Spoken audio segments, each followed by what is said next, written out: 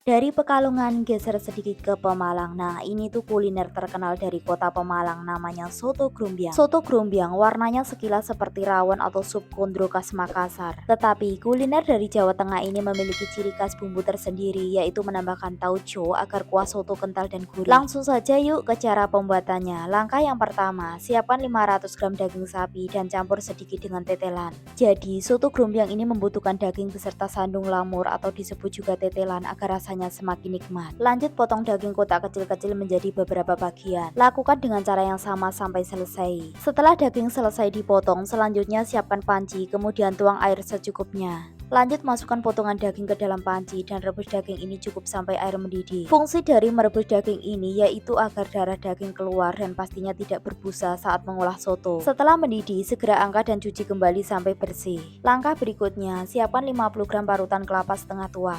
Kemudian sangrai parutan kelapa ini sampai kering dan berwarna kuning kecoklatan. Setelah sangrai kelapa sudah kering, segera angkat dan matikan kompornya. Lanjut siapkan chopper atau blender, kemudian masukkan sangrai kelapa ini ke dalam chopper lalu chopper sampai halus.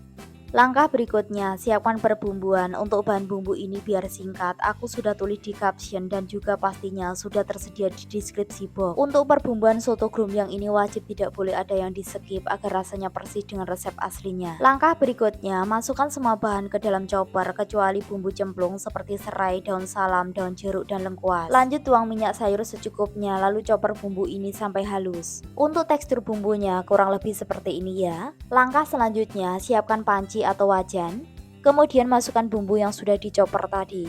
Berikutnya masukkan copperan sangrai kelapa, kemudian masukkan bumbu cemplungnya. Untuk serai dan lengkuas wajib digeprek terlebih dahulu ya. Sekiranya bumbu kurang minyak, tambahkan minyak sayur secukupnya. Karena tadi aku nggak pakai kunyit mentah, jadi aku tambahkan setengah sendok makan kunyit bubuk, lalu tumis bumbu ini di atas api kecil hingga berbau wangi dan matang.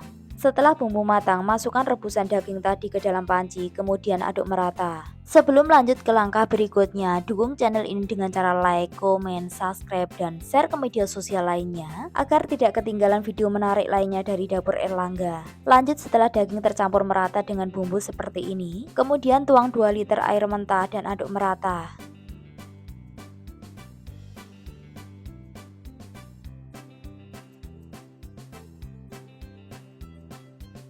Sambil menunggu proses perebusan soto, siapkan untuk seasoningnya yaitu 1 sendok makan lada bubuk, penyedap rasa secukupnya, kaldu bubuk rasa sapi secukupnya, garam secukupnya, gula pasir secukupnya, yang terakhir 1 sendok teh saus tiram.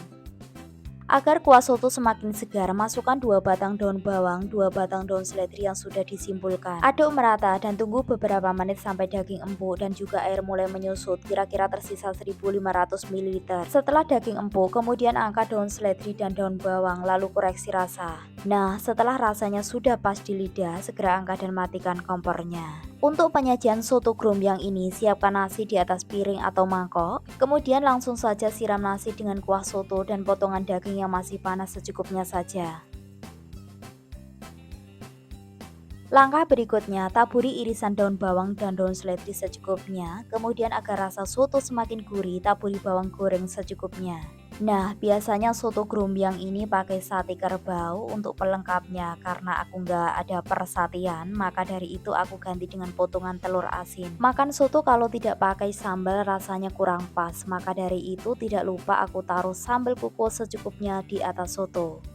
Soto grumbyang khas Pemalang ini tekstur kuahnya kental dan gurih, jadi soto ini wajib kalian coba. Apalagi musim pembagian daging kurban, pasti semua sedang bingung daging mau diolah apa. Nah, ini aku rekomendasikan banget untuk Sobat Dapur Erlangga karena memang soto ini nggak bikin bosan sama sekali.